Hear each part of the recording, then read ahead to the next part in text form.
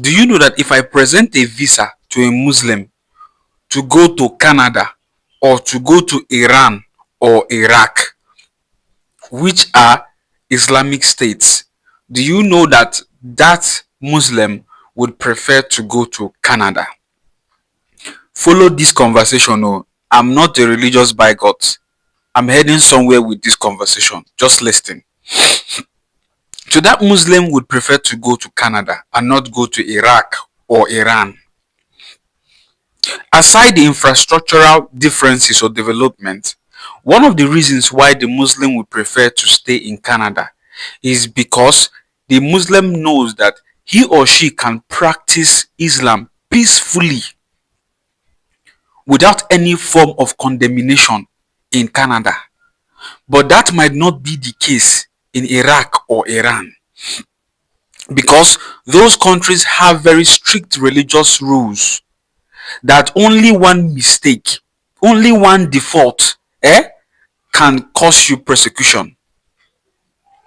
Only one default, they don't treat your fuck up.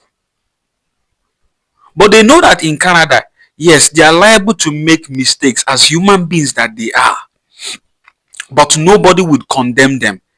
They have the opportunity to correct their wrongs, to right their wrongs. But in the other side that I mentioned, just one default can send you to the land of the dead. That's why they would prefer to go there. One of the reasons also why Christians love Jesus is because they say he's a merciful God. So regardless of all the nonsense that they do, they believe that this Jesus will forgive them.